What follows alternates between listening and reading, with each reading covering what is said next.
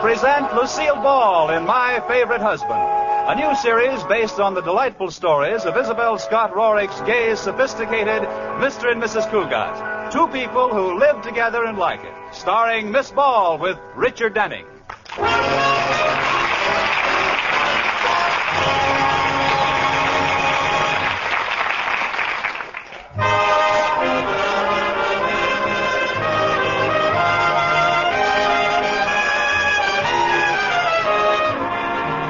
Well, let's look in on the Cugats and see what they're doing. It is morning, and Katie, the maid, has just put breakfast on the table. And George and Liz are sitting down to it. That coffee smells good. Paper's right in front of you, George. Why don't you read it? Oh, no. As soon as I pick it up, you'll start your usual squawking about not seeing my face at the breakfast table. No, I won't, George, honest. Well, this should be interesting. Liz, you tore a hole in the paper. Yeah, I get to see your face at breakfast, and you get to read the paper. See? How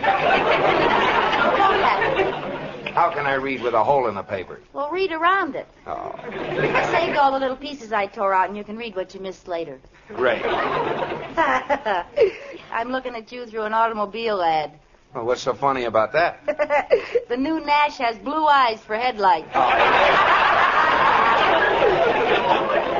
And your ears look like both doors are wide open. Well, I'm glad you find it amusing. Katie, may I have some more coffee, please? Certainly, Mr. Cugat. Oh, what happened to the paper? Did the dog get at it? No, the cat. I did it, Katie. I had to, because he's always reading at the table and never knows I'm here. Good for you. I had the same trouble with my first husband, Clarence. One morning, I put an old floor mop in the chair to see if he'd notice the difference. Did he? Yes, he complimented me on my new hairdo. Then I did something awful. I set fire to his paper. Well, that must have burned him up. Oh, Mrs. Cugat. Pretty bad, huh? Well, it's early in the morning. Well, you're excused. Hey, look here. A story about my old girlfriend, Myra Ponsonby. Well, we haven't heard from her in ages. What does she say is new in Lower Slobovia?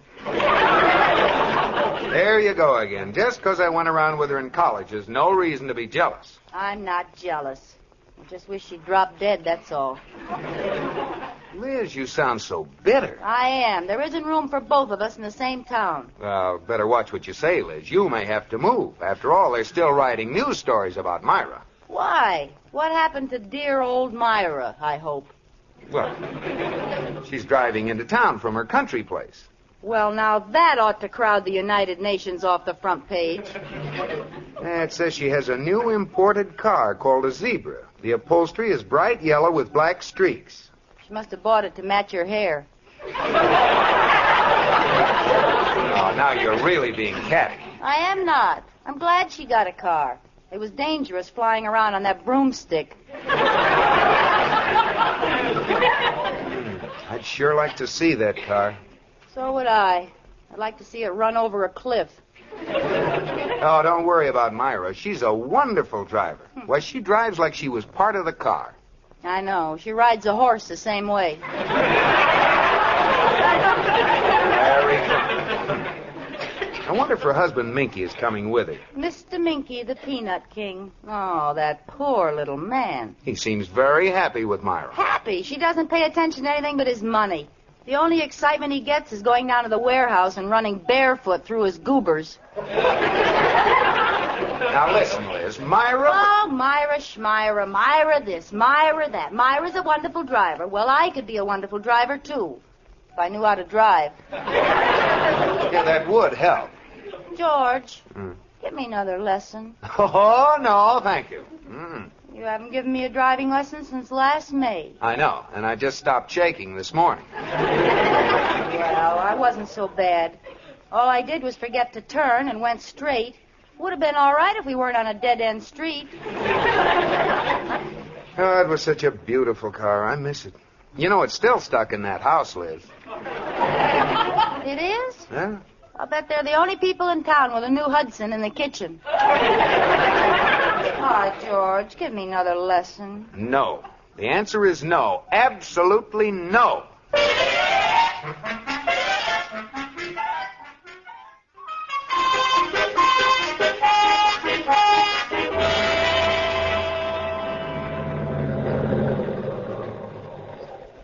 Okay, Liz. There isn't much traffic on this back road. I guess you can start driving now.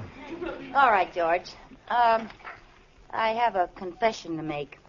While I was waiting for you to come home, I sort of practiced in the driveway. Oh, good. You remember what you did? Oh, yes. I turned on the ignition. I pressed the starter button. I shifted into first. I stepped on the gas, and I let out the clutch. Huh. Did I forget anything, George? Not a thing. That's how much you know. I forgot to open the garage doors. 3, 4, 5, 6, 7, 8, 9, 10. Well, I said I'd do it, and I'm going through with it. Go ahead and drive. All right, here I go. I push the starter button like this. George, the starter button's broken. No, it isn't. Well, then why doesn't it start? Push it in long enough, and you'll find out. But nothing Ow! Why did it get hot? Because it's the cigarette lighter. Oh, what a dirty trick. Now, don't tell me. Is this it?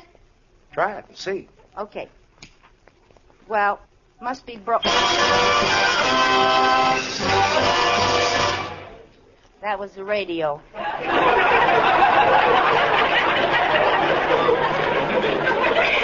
Yeah. Now, I don't want to suggest anything radical, but what do you think that little button that says starter is for? Oh, I guess I'm excited. Here we go. Hooray! It started. Yeah, congratulations. Why aren't we going? Well, you forgot a little thing called putting it in gear. Oh, that. No! Am I doing something wrong, George? Throw out the clutch. What's the matter with it? Nothing. Well, then why should I throw it out? Step on the clutch. Push it in. Well, why didn't you say so? My goodness, you get so excited. I'm not excited. And what's that white stuff around your mouth? It's just a little foam. Now you have the clutch out and the motor on. Shift into low. Now, wait a minute. Low is up here, isn't it? No. Oh, I know. Down here. Up here? There's only one place left. Oh, it's here. There. Now what do I do? Let the clutch out. Okay. Oh. What happened? George, say something. Wait till I get my head out of the back seat. I think my neck is broken. You know, this car doesn't work very well. Start it again. I'll brace myself. All right.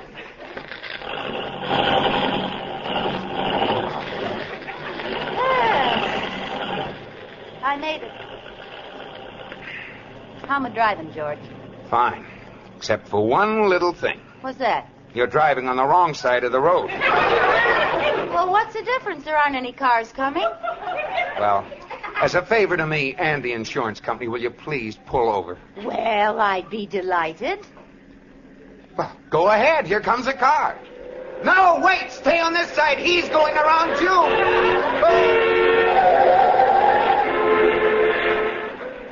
What a reckless driver.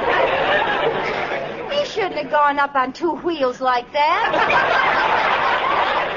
Liz, let's come to a stop. All right, what do I do? Put your hand out. Signal for a stop. Okay. Shift into neutral. Okay. Liz, you almost hit that tree. Why did you take both hands off the wheel? You told me to. I did not. You did too. You told me to shift with my right hand and signal with my left, and I didn't have any hands left over to steer. What do you think I am, an octopus? No. You're making a nervous wreck out of me.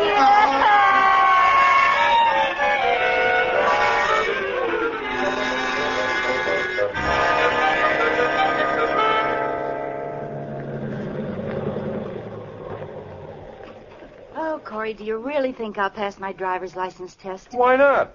You had the best teacher in the world, old Professor Cartwright himself. I promise you won't tell George you helped me. Oh, I won't let on. I'll tell him my hair suddenly turned white without any reason. Did I frighten you when I went between those two cars? Well, I was watching pretty closely. Well, I'm glad one of us was watching. I had my eyes closed. Well, you better keep them open when you take your test. I guess I'll go in now while I have my nerve.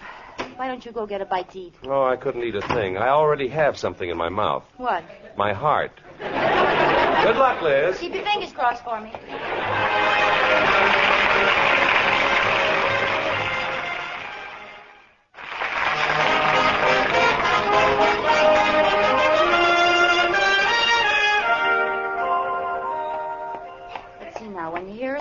turn, you pull over and let it go by. You can pass a streetcar on the right at 15 miles an hour. I wonder how fast you can pass it on the left. Yes? Oh, how do you do? I'd like to get a driver's license, please. All right. Name, please? Elizabeth Cugat. Address? 321 Bundy. Uh-huh. Race? Of course not. I don't even have a driver's license. I think this is going to be one of my bad days. How much do you weigh? Yes. 285. Very amusing. 118. How old are you? 21. I haven't missed on that one in a long time. You know, it's funny, but there are no women drivers in the United States over 21. May I have my license now? Not yet. How tall are you? Well, what's this got to do with driving? Why are you asking all these questions? We want to find out what size car you'll wear.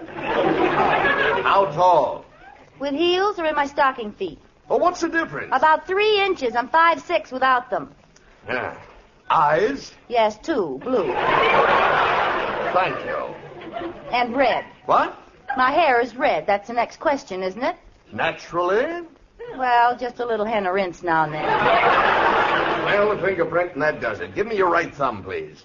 What for? I want to hitch a ride home, and mine is tired. I'm going to take your fingerprint. I don't want to put my thumb in that dirty old ink. Now, this won't hurt a bit. No, Just give I me your don't right want hand to and put we'll my it thumb in the ink. ink. Well, did you get my fingerprint? Yes.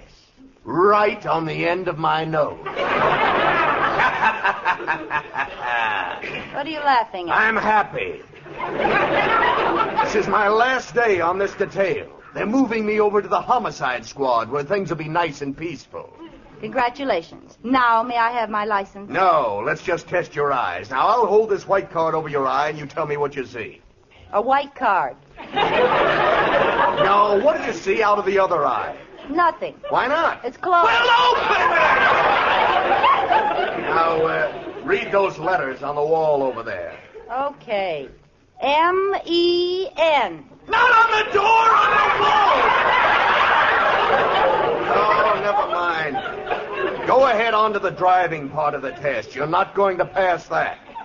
What makes you so sure? I know the man who's going to give you the test. Oh, who is it? Me. Oh.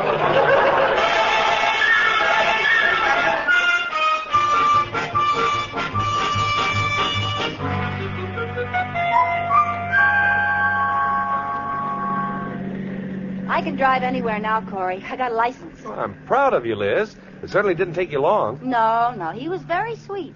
As soon as he saw how I drove the car around the block, we sort of made a bargain. How do you mean? Well, he said he'd give me my license if I'd let him out of the car. I know how he felt.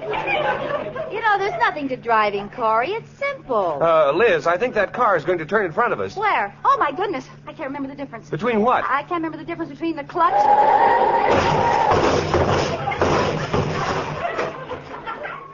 and the brake. Oh, smoke. Are you all right, Liz? Yes, but the car, it's ruined. Well, I'll get out and see what the damage is. The other car seems to be all right. Well, I might have known. Look, it's a dumb woman driver.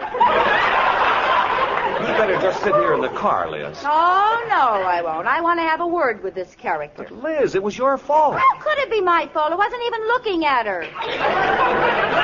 Well, watch what you say, then. I'll be very polite.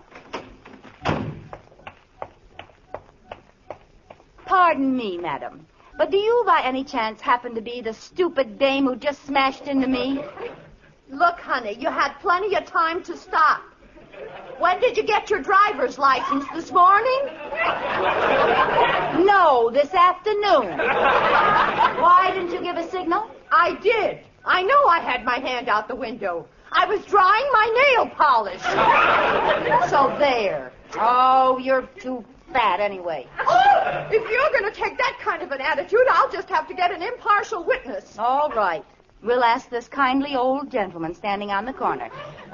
Tell me, impartial witness, did you see the accident? Liz, you know very well I was with you. Oh, Corey, what's the matter with you? Well, I've had enough. I've taken your license number. You'll hear from my lawyer and the police. Goodbye. Goodbye, Fatso. Oh!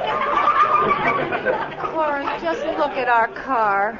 What's George going to say? The body's all smashed, the fenders are knocked off, and the back of the car's a mess. Well, maybe you don't have to let George know. If you want me to, I'll call my garage, and they'll fix it for you. Oh, would you, Corey? You're a pal. Now, you call me as soon as you know how much it'll be.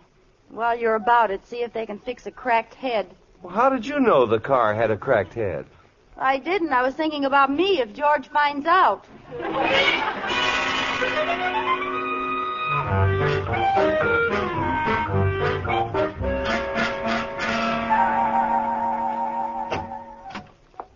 Is that you, Liz? Yes, dear. Did you get your driver's license? Yes. How'd you know? Oh, some fella from the bank saw you over there. Oh. Well, you're a full-fledged driver. Mm-hmm. Where's the car? It's in the garage. Oh, put it away. Huh? Mm-hmm. I was going down and count the fenders. I'd be surprised if I found all 4 of them. So would I. Well, you've got to expect a little kidding when you first learn, Liz. I know. Is dinner ready? Yeah, not yet. Say, did you see the paper tonight? No, why? There was some bad news. Myra Ponsonby's missing. Oh, really? What was the bad news? No, I'm serious. She should have been in town this morning, and nobody knows what's happened to her. Minky called the police. He's afraid somebody made off with her. Well, if somebody made off with her, it serves them right. Oh, Liz, I'm surprised at you. Myra's very life may be in danger. Minky's offered a reward, $10,000. Dollars or peanuts? Very funny. But I don't understand it. She just disappeared into thin air. Do you mind if we talk about something else? I even started to worry about you. What made you so late getting home? Late? Oh, I was just late. Oh, I thought maybe you'd run into an old friend. No, it was a stranger. Honey, you're acting funny, like you'd done something wrong. Me? That's a laugh. Liz, are you hiding something? I'll get it. Hello? Oh, I've been waiting for you to call. Just a minute. George, would you get my coat for me? I'm cold. You're wearing it. Oh, well, would you hang it in the hall closet for me? I'm warm. Do you feel all right, Liz? Yes, I'm fine. Just take it out to the closet like a good boy. All right. Thank you. Gee, I'm glad you called. Oh, Katie, Yes, sir. I'm worried about Mrs. Cugat. She's acting so strangely. Katie, if a person you love is in trouble, it isn't wrong to eavesdrop, is it? Yes, it is. I knew you'd agree with me. Well, I won't be any party to this. Oh, you haven't any idea how guilty I feel. Every time I see a policeman, I almost die. Police? She must be in trouble. No, George doesn't know yet, and when he does, murder. Murder? Really? Gosh, I didn't think I hit her that hard. The body must be all banged up. Body. You know how George felt about that old wreck. Liz has done away with Myra. Listen, that wasn't the first time she'd been hit. Did you see all those dents in her trunk? Oh, no. How could she do it? And her rear bumper was in pretty bad shape, too. Oh, poor Myra. Wasn't it awful? I thought she'd never stop yelling. And all I did was hit her with the front wheels. Yes, I picked up all the parts that fell off and threw them in the back seat. Oh. Well, thanks for taking care of everything. Now, don't call me again. I'll call you when George isn't around. Liz. Yes, George? Liz, I'm going down and look in the garage. Oh, no, you mustn't. I thought so. Is it because of what I'll find down there? Yes, I didn't want you to know. Oh, Liz, baby. You're in terrible trouble. I am? Yes. And I want you to know that no matter what happened, I'll stick by you. Well, thanks, George, but aren't you getting a little dramatic about this? Dramatic? Yeah, I just smacked her in the back when she wasn't looking. Liz, you don't know what you're saying. And to think I drove you to this. Oh, you did not. I drove myself. Oh, you're just trying to save me. Oh, look. Here comes a policeman. Well, what do you suppose he wants? He's after you. Do you really think so? For a little thing like that? Little thing? You could get the chair for that. I could? Oh. Gosh, I'm glad I didn't go through a red light. Look, you go hide in the kitchen, and I'll tell him you've left for Mexico. Si, senor. I'll go like you told me. Oh, how can you joke at a time like this? Mr. Cugat? Yes? Sergeant Lewis, Homicide Squad. You're on the wrong trail, Sergeant. She isn't here. She's gone to Mexico. Oh, now, just a minute, Mr. Cugat. She's innocent. She didn't even know Myra Ponsonby. And besides, she's insane. She must be. She married me. We're both insane. Cugat, if you don't mind. Oh, you'll never convict her. I'll fight this in every court of the land. Mr. Cugat, I just came here to make a routine check. But suppose you tell me what you know about this case. Who is this she you're talking about? Pardon me, Mrs. Cugat. Who's in the living room? A policeman, Katie. He came to arrest me. Arrest you? What for? For having a little accident this afternoon. My goodness, George acts like I killed somebody. He told me to hide in the kitchen until the police were gone. Oh, it's certainly wonderful of Mr. Cugat to shield you like this. I know. I appreciate it, but it just doesn't seem right. I feel so sneaky cowering in the kitchen. Katie, I can't do it. Now, Mrs. Cugat, don't do anything you'll be sorry for. I can't help it. I've got to take my medicine. I'm going in there and give myself up.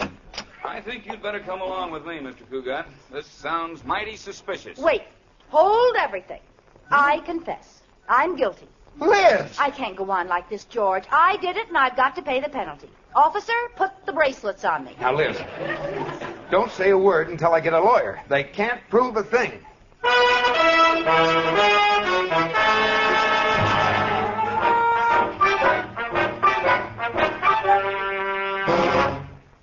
All right, Mrs. Cugat, step up to the desk, and the sergeant will get some information from you. All right. Now, what's your name? It's you again. Oh, hello. How do you like it here in Homicide? Everything's been dead up till now. Well, this is a very sweet little jail you have here. Well, it's not much, but you'll call it home. Now, don't give me any trouble, lady. Just answer my questions. You ready? I don't like you. Liz, don't be fresh. This may mean your life. Oh, George. Okay, let's get this over with. What's your name? Elizabeth Cugat. Address? 321 Bundy. Age? 21. How much do you weigh? 118. How much do you weigh? 195. Age? 32. Address? 410 Crescent. What's your name? Frank Nelson. Say, wait a minute! Who's doing what to who? Well, she got you that time, Frank. Hey, let me try. Oh, no. Nobody can do that to me. We'll try it again. What's your name? Elizabeth Cugat. Oh, no, that's how you got me last time. You start. All right. What's your name? Frank Nelson. Address? 410 Crescent. Age? 32. How much do you weigh? 195. How much do you weigh? 4 pounds. Age? 85. Address? Gettysburg. What's your name? Abraham Lincoln. I knew I But, Frank, you didn't. could do it! I did, too. Oh, yeah? What'd she say? Yeah. Now, let me handle this. What's your name? Elizabeth Cugat. What's your name? Martin Lewis. How do you do? This is Frank Nelson. How do you do? How do you do? Wait Now, please, Liz, let's not make things any worse. You're in deep enough as it is. Now, Mrs. Cugat, suppose you tell us the whole story of what happened in your own words. Don't say a word, Liz, until the lawyer gets here. Oh, what's the difference, George? I was going along Main Street, and there she was right in front of me, and before I could stop myself, I hit her. Did she cry out? She yelled her head off. What did you do with the body? I had them jack it up and haul it away in a truck. Didn't it give you goose flesh? No. Oh, I was a little nervous, but after all, I just got my license. License? What is this, open season? Now, you listen to me, sister. Okay, brother. Don't brother me, sister. Well, don't sister me, brother. Hold it. Lewis speaking. What's that? Oh, you found Myra Ponsonby. How's the body? Just say alive. Never mind the whistling. Yeah, I got it. Okay. How do you like that? She's alive. Yeah, darn it. Where'd they find Myra? She got arrested for speeding through a small town, and the sheriff threw her in jail. There, George. There's your wonderful driver for you. Put in jail, and all I had was a little wreck. You had a wreck? Of course. What did you think? Oh, my goodness. You thought that I killed Myra. Oh! What's so funny? Oh, I can't wait to get the car fixed. That's a wonderful idea.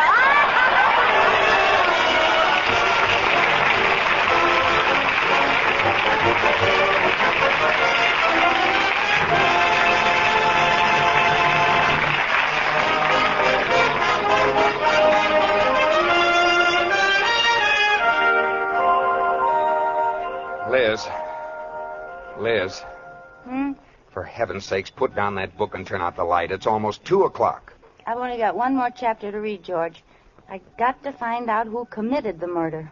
I'm certain it was the upstairs maid. No, it wasn't. It was the butler. Oh, George, why did you tell me? Yeah, now maybe you'll put out the light. Oh, all right. George? Are you sure it was the butler? Yes, I'm positive. Now go to sleep. Well, the way I had it figured, when the crime was committed, the upstairs maid was downstairs, and the downstairs maid was upstairs. Still, if the upstairs maid had seen the downstairs maid coming up the front stairs, she would have gone down the back stairs. Of course, if the downstairs maid had come up the back stairs when the upstairs maid was coming down, she'd have known the upstairs maid wasn't downstairs. It's too bad they didn't have an elevator. Honey, believe me, it was the butler. He killed his wife. Oh. But why did he kill her? He killed her because she talked too much when he was trying to go to sleep. Oh. Good night, George.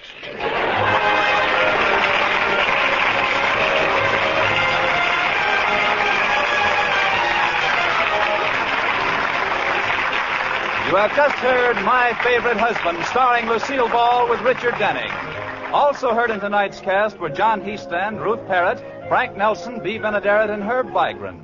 The program was produced and directed by Jess Oppenheimer, who wrote the script with Madeline Pugh and Bob Carroll, Jr. Original music was by Marlon Skiles and was conducted by Wilbur Hatch. And now stay tuned for the Camel Caravan starring Vaughn Monroe. This is CBS, the Columbia Broadcasting System.